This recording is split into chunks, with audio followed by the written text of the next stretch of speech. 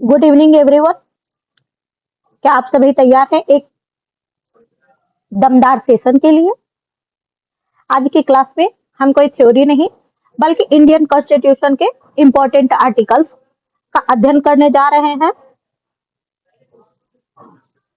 जिसमें हम सभी आर्टिकल 1 से लेकर के आर्टिकल 395 तक का अध्ययन करेंगे। और ये सेशन 2 पार्ट में होगा, जो आगामी बीपीएससी, एईडीओ, बिहार दरोगा और अदर स्टेट में भी बहुत सारे एग्जाम कंडक्ट हो रहे हैं, उन सभी के लिए ये सेशन बहुत ही मददगार साबित होगा।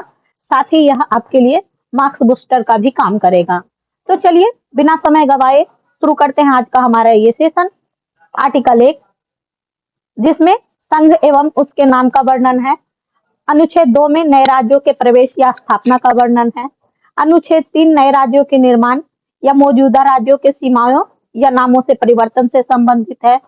अनुच्छेद 4 अनुसूचियों और संशोधन से संबंधित व्यवस्थाएं। अनुच्छेद 5 संविधान लागू होने के समय नागरिकता। अनुच्छेद 6 पाकिस्तान से आए नागरिकों की नागरिकता। अनुच्छेद 7 पाकिस्तान गए और लौटे व्यक्तियों की नागरिकता। नेक्स्ट है अनुच्छेद 8 विदेश में रहने वाले भारतीय मूल लोगों की नागरिकता। अनुच्छेद 9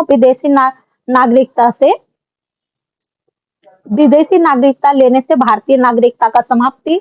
अनुच्छेद 10 नागरिकता का निरंतर अधिकार। और अनुच्छेद 11 संसद की नागरिकता संबंधी कानून बनाने का अधिकार। नेक्स्ट आर्टिकल 12 से 32 तक हमारा फंडामेंटल राइट्स है।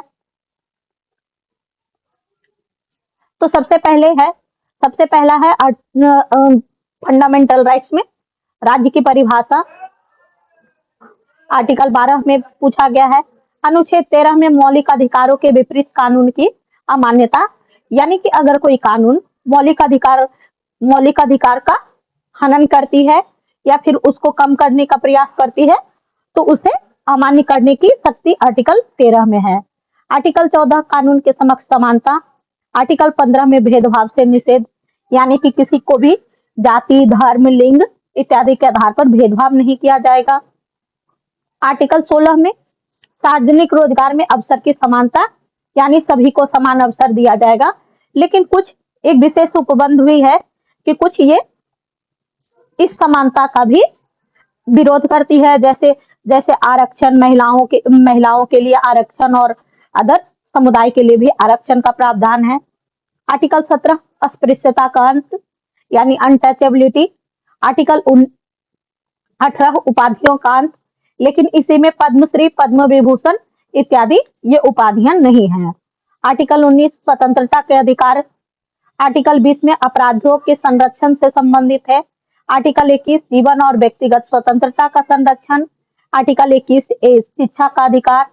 आर्टिकल 22 में गिरफ्तारी और नजरबंदी से संरक्षण का प्रावधान है। आर्टिकल 23 में मानव तस्करी और जबरन मजदूरी का निषेध है।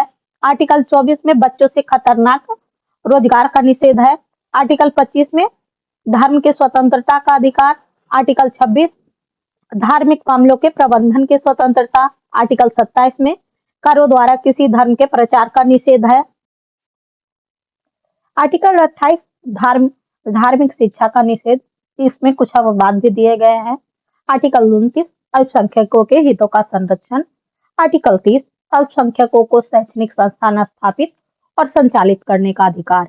अनुच्छेद 31 में संपत्ति का अधिकार, जिसे 1978 में संशोधन के द्वारा मौलिक अधिकार से हटा दिया गया है। आर्टिकल 32 मौलिक अधिकारों के प्रवर्तन के लिए संवैधानिक उपचार का अधिकार, और बाबा साहब अम्बेडकर ने इसे संविधान का हृदय भी कहा है।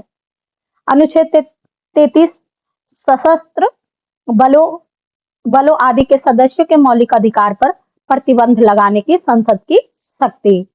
अनुच्छेद 34 मार्शल लॉ के दौरान मौलिक अधिकारों का प्रतिबंध। अनुच्छेद 35 सांसद द्वारा कुछ अधिकारों के प्रवर्तन से संबंधित कानून। नेक्स्ट 36 से 51 तक हमारा डीपीएसपी है, यानी directive principle of a state.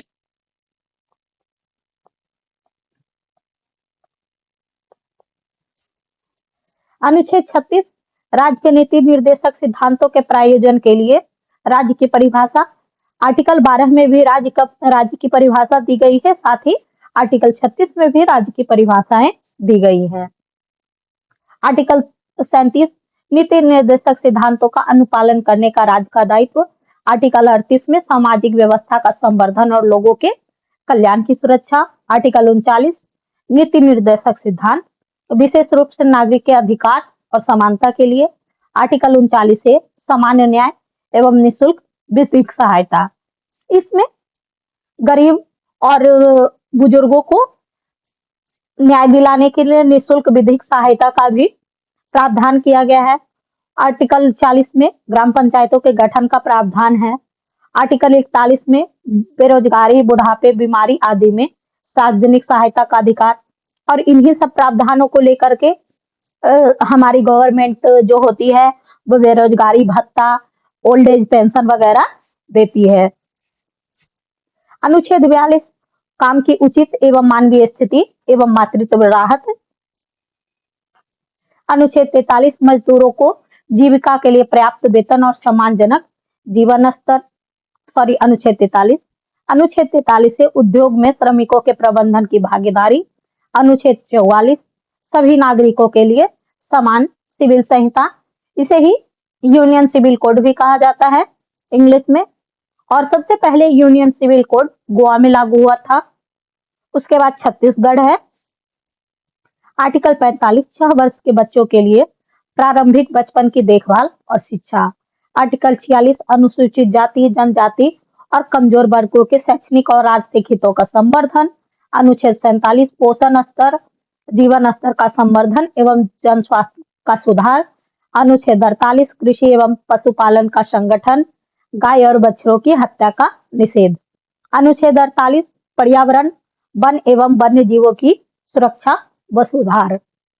अनुच्छेद 49 में राष्ट्रीय महत्व के स्मारक स्थान और वस्तुओं का संरक्षण। अनुच्छेद 50 न्यायपालिका को कार्यपालिका से पृथक किया गया है। अनुच्छेद 51 अंतर्राष्ट्रीय शांति और सुरक्षा का संवर्धन।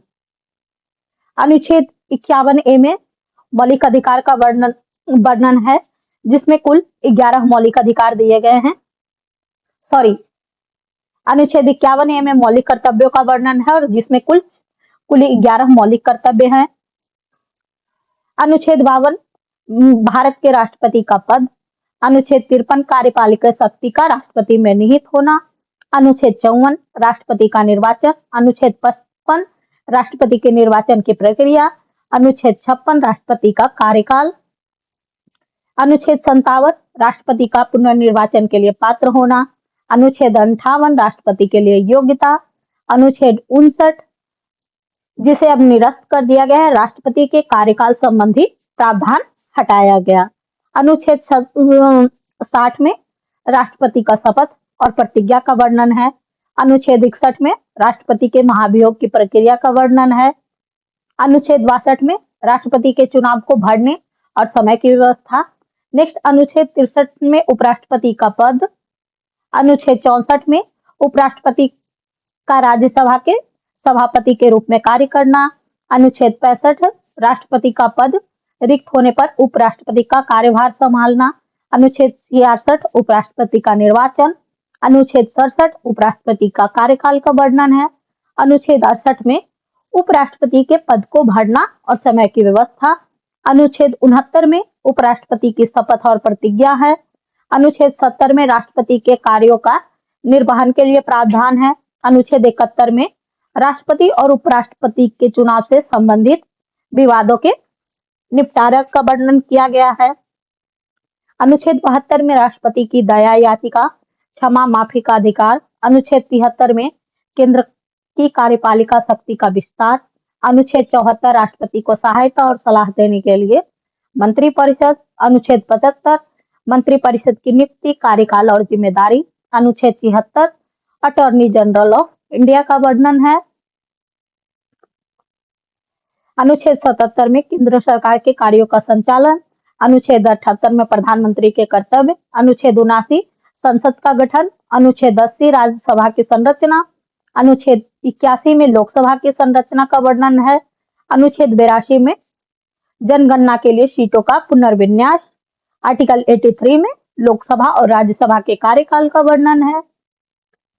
आर्टिकल 84 में संसद की सदस्यता के लिए योग्यता। आर्टिकल 85 में संसद के सत्रों का आह्वान और स्थगन का प्रावधान है। अनुच्छेद 86 में राष्ट्रपति का संसद को संबोधन। आर्टिकल 87 में संसद में राष्ट्रपति का विशेष संबोधन। आर्टिकल 88 अटॉर्नी जनरल और मंत्रियों का संसद की कार्यवाही में भाग लेने का अधिकार। आर्टिकल 89 राज्यसभा के सभापति और उपसभापति का वर्णन है। आर्टिकल 90 में सभापति और उपसभापति का पद रिक्त होना या हटाए जाने का प्रावधान है। आर्टिकल 91 में सभापति और उपसभापति के कार्यभार का निर्वहन। आर्टिकल 92 में सभापति और उपसभापति के वेतन और भत्ते का वर्णन है। आर्टिकल 93 में लोकसभा के अध्यक्ष और उपाध्यक्ष का वर्णन है। अनुच्छेद 94 में अध्यक्ष और उपाध्यक्ष का पद रिक्त होना एवं हटाए जाने का वर्णन है। अनुच्छेद 95 में अध्यक्ष और उपाध्यक्ष के कार्यभार का निर्वहन का वर्णन है। अनुच्छेद 96 में लोकसभा के अध्यक्ष एवं उपाध्यक्ष के खिलाफ प्रस्ताव पर अध्यक्षता का वर्णन है। अनुच्छेद 97 में अध्यक्ष, उपाध्यक्ष, सभापति और उपसभापति के वेतन एवं भत्ते का। अनुच्छेद 98 संसद के सचिवालय।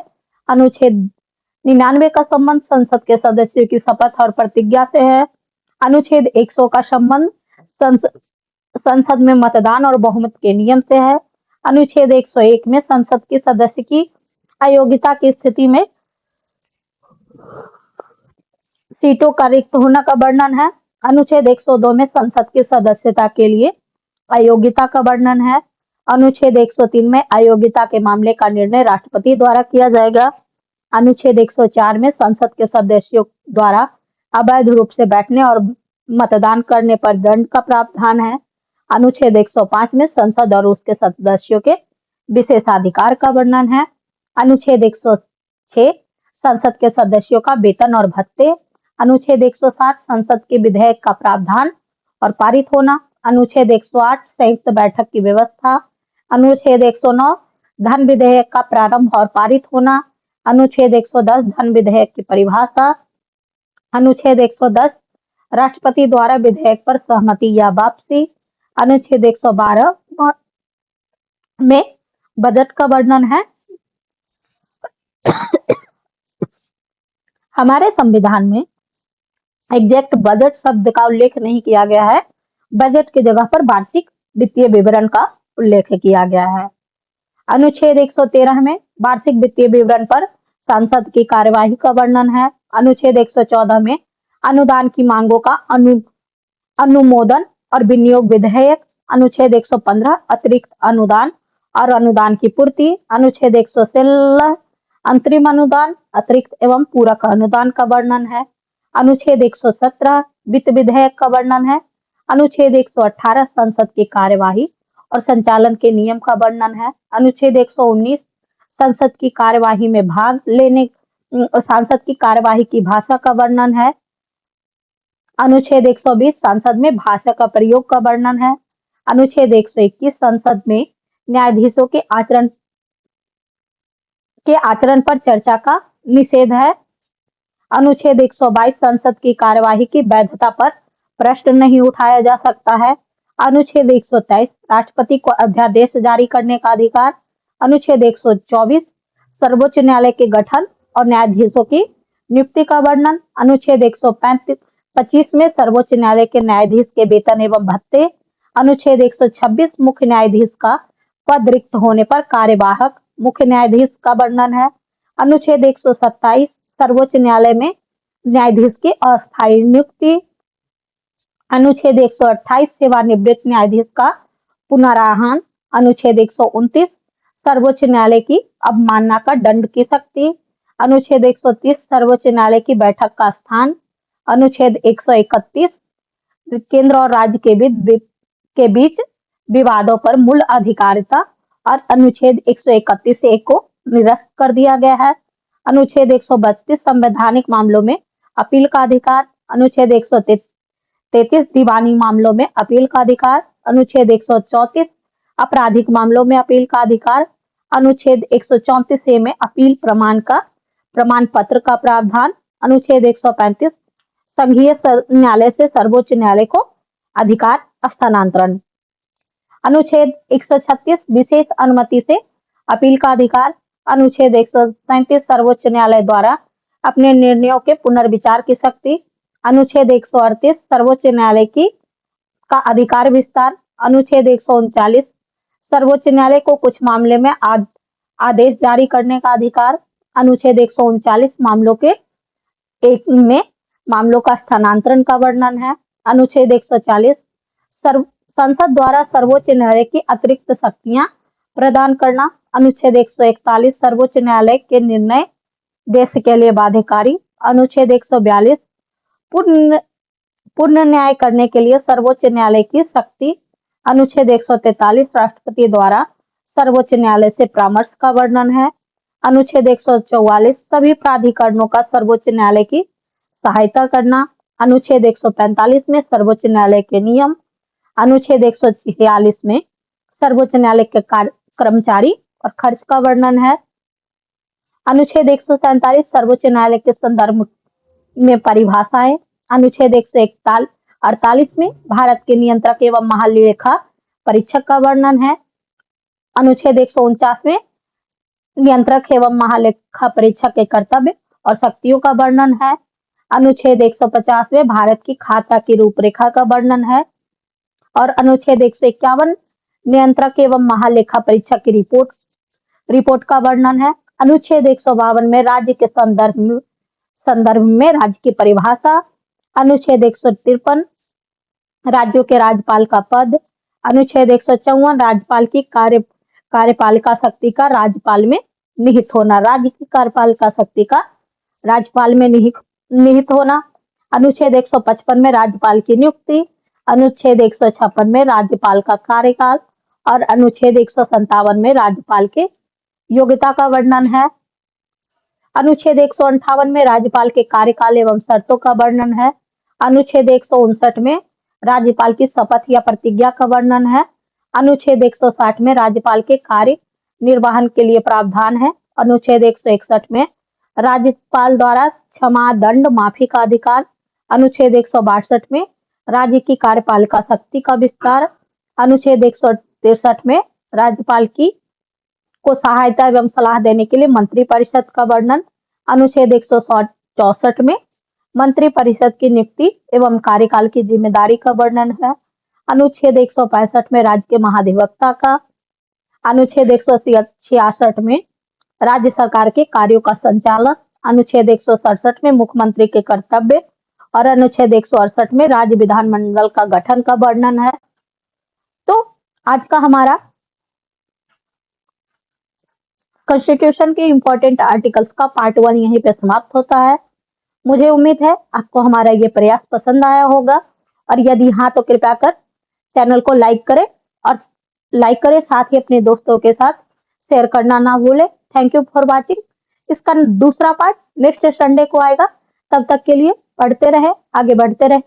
इसके साथ ही कल हमारा पॉलिटी एनसीईआरटी का क्लास 8 का तीसरा पार्ट आने जा रहा है, तो कृपया कर उसे देखना ना भूलें। Thank you for watching. Keep connected.